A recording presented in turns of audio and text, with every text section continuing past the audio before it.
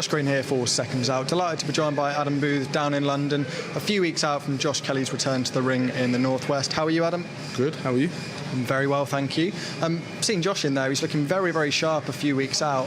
How happy have you been with the preparations for this and the camp leading up to the fight? Yeah, I mean, I don't use the phrase camp too much because it's all part of his career, and you know, you just continue progressing now, and I'm really happy, I'm pleased, and I'm satisfied with what I'm seeing on a daily basis, week in, week out. And we're still right in the middle of it. We've got 2 more weeks of training yet, so I'm not going to allow myself to drop out of that box of focus. But I am satisfied as his coach.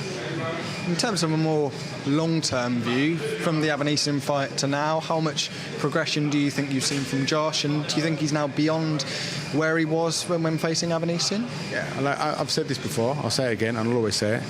There were reasons why Josh was like that in that fight, and he's spoken about him openly, about things to do with his mental makeup.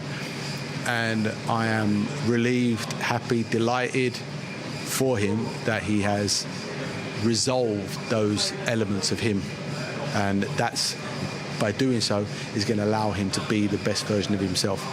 I think he just wasn't able to release, because I think you spoke before, you said in the ring and in training he's been at a high level, but maybe hasn't quite been able to bring that out in his fights. Do you feel that's true? I think there's been times when he's fought and he's really shown what he can do, and there's been times when he hasn't. So it's a bit of him. But remember, like, he still had under 20 pro fights, right? And he's boxed at a very high level since his 9th or 10th fight. So, you know, he's on the path that I've always hoped that he would be on. Obviously, Josh is the British champion at the moment. Do you feel like there's much more to achieve at that level, or do you feel like he should be looking towards European and maybe soon enough world level? Well, he's already ranked number 2 by the WBO, number 7 by the IBF, and I think 13 or 14 by the WBC. So he's there already. You know, those numbers tell you that, as far as the rankings people are concerned, he's already beyond British and European level. I want to move on to a couple of your other fights, starting with Mick Conlan from the weekend. Unfortunately, the result didn't go his and your way. How is Michael, first of all? How's he doing? He's heartbroken and devastated. They're the only 2 words I can just keep repeating, because that's all there is to it. And he's got to get through this very dark period. In terms of throwing in the towel as well, can you explain that decision? No, I just didn't want him to take any more punches. I had the towel in my hand in the 3rd round, and you know, that was my choice. Mick has taken a couple of big knockout losses in his last 2 fights. Is there any? His last 2 fights, 2 of his last 4. 2 of his last 4. Sorry. Is there any consideration of retirement from his end? Do you know, or? You'll have to speak to him. I've not discussed retirement with him. What are we, 5 days after the fight? And you know, he's with his family. He's in a very low place. I'm not going to start talking about stuff like that. I don't need to. I got to do my job and focus on the work we got to do. And then once after June 24th, I'll sit with Mick and we'll chat about it. Okay, cheers. Harlem Eubank, we haven't got any fight news on him. Is there anything that we can expect to come out for Harlem in the next few weeks? Or? So we're planning for July 21st, and the part of his progression over the next year, he's now got to start showing the improvements that we're seeing in the gym, but he's got to start executing them on fight night, and then take steps up each time he fights. With Harlem as well, I mean, there's a big fight coming up in around a month's time, Dalton Smith and Sam Maxwell. Is that a fight that you'll be keeping an eye on for a future opponent for Harlem? Even if it's not next, it could be in the next year, 18 months? For an unbeaten fighter, all fights are a possibility down the line. I think once this fight's over, if Dalton Smith wins, that he's got the Lonsdale belt outright. I think that's it, and I think you'll see him bounce on very quickly to a higher level. He's not going to want to look behind him. He's going to look in front of him. So that's Dalton. So I don't think Dalton will be there for Harlem for the British title.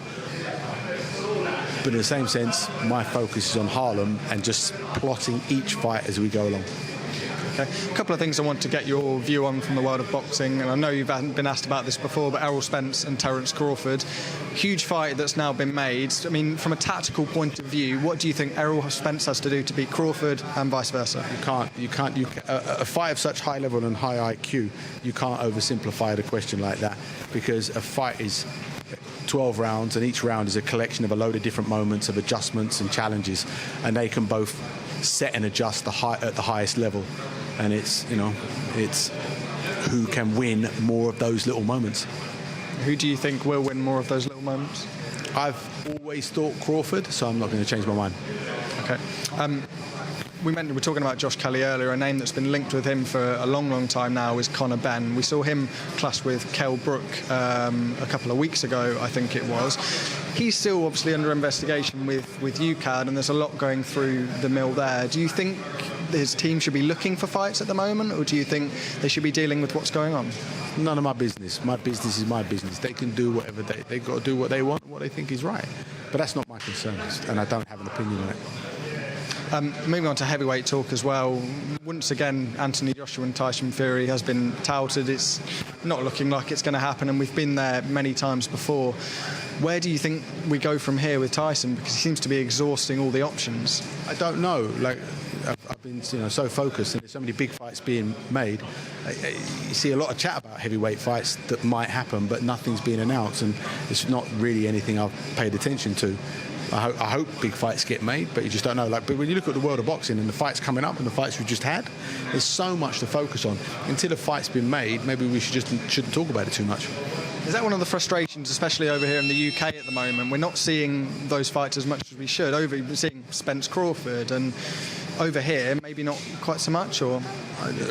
Would you think that Savannah Marshall and Clarissa Shields, or Katie Taylor and Chantel Cameron, that's just two off the top of my head, but I can point to some really good competitive fights that have been made over here. So no, you're talking specifically about the heavyweight division, and because there are so many British heavyweights, you're talking about it being over here. So no, I think moreover, it's probably more the heavyweights than anyone else. Final one, having said that, Anthony Joshua has also been linked with Dillian White. Now, do you think that is a good fight for Anthony Joshua? It's up to him. Like I said, I've not paid really much mind to the heavyweight division because no fights have been made.